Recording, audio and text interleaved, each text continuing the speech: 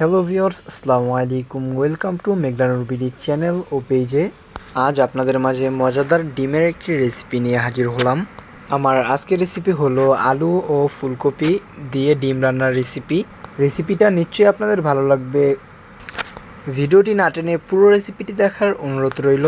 একটি কড়াইতে তেল দিয়ে নিচ্ছি 4 টেবিল চামচ। তেলটা গরম হলে এর মধ্যে ভাজার জন্য 4 পিস সেদ্ধ ডিম দিয়ে নিচ্ছি। ডিমগুলো 2-3 মিনিট সময় নিয়ে ভেজে নিয়েছি। এবারে অন্য একটি পাত্রে তুলে নিচ্ছি। তেলের মধ্যে জিরা দিয়ে নিচ্ছি 1/4 চা চামচ।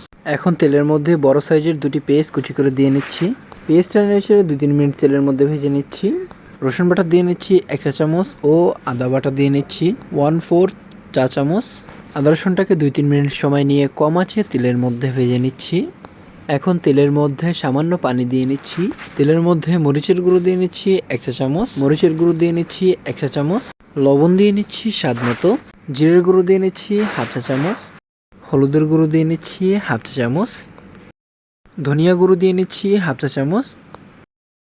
এবারে মশলাগুলোকে কম আঁচে 1 মিনিট সময় নিয়ে তেলের মধ্যে ভেজে নিচ্ছি। এবারে ঢাকনা দিয়ে ঢেকে কম আঁচে 5 মিনিট সময় নিয়ে মশলাটাকে কষিয়ে নিচ্ছি। মশলাটা কষানো হয়ে গিয়েছে, তেলটা উপরে ভেসে উঠেছে। এখন মশলার মধ্যে বড় সাইজের একটি আলু টুকরো করে দিয়ে নিচ্ছি। এখন একটি ফুলকপি টুকরো করে দিয়ে নিচ্ছি। ফুলকপিটা নেড়েচেড়ে মশলার সাথে মিশিয়ে নিচ্ছি। এখন ঢাকনা দিয়ে ঢেকে মাঝারি আঁচে আলু ও ফুলকপিটাকে কষিয়ে নিব 10 মিনিট সময় নিয়ে। 10 মিনিট পর ঢাকনাটা উঠিয়ে সবজিগুলোকে খুব ভালো করে নেড়েচেড়ে নিচ্ছি। এবারে সবজির মধ্যে গরম পানি দিয়ে নিচ্ছি 1 কাপ। পানির সাথে নেড়েচেড়ে সবজিটাকে মিশিয়ে নিচ্ছি। এবারে সবজির মধ্যে আস্ত টমেটো দিয়ে নিচ্ছি 1 পিস। টমেটোটা নেড়েচেড়ে সবজির সাথে খুব ভালো করে মিশিয়ে নিচ্ছি। এবারে ঢাকনা দিয়ে ঢেকে সবজিটাকে রান্না করব আরও 5 মিনিট সময় নিয়ে মাঝারি আঁচে। 5 মিনিট পর ঢাকনাটা উঠিয়ে সবজিগুলোকে ভালো করে নেড়েচেড়ে নিচ্ছি। এবারে সবজির মধ্যে আগে থেকে ভেজে রাখা ডিমগুলো দিয়ে নিচ্ছি। এবারে ঢাকনা দিয়ে ঢেকে মাঝারি আঁচে রান্না করব 5 মিনিট সময় নিয়ে। 5 মিনিট পর ঢাকনাটা উঠিয়ে সবজিগুলোকে ভালো করে নেড়েচেড়ে নিচ্ছি। এখন ডিমের মধ্যে সামান্য পরিমাণ গরম মশলা গুঁড়ো দিয়ে নিচ্ছি। মশলা গুঁড়োটা নেড়েচেড়ে ডিমের সাথে খুব ভালো করে মিশিয়ে নিচ্ছি। এখন ডিমের মধ্যে আস্ত কাঁচামরিচ দিয়ে নিচ্ছি 6 পিস।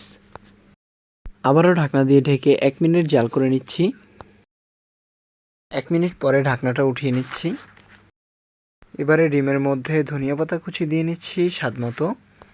তৈরি হয়ে গেল মজাদার আলু ও ফুলকপি দিয়ে ডিম ভুনার রেসিপিটা আপনাদের কেমন লেগেছে অবশ্যই কমেন্ট করে জানাতে ভুলবেন না। সবাই ভালো থাকবেন। আল্লাহ হাফেজ।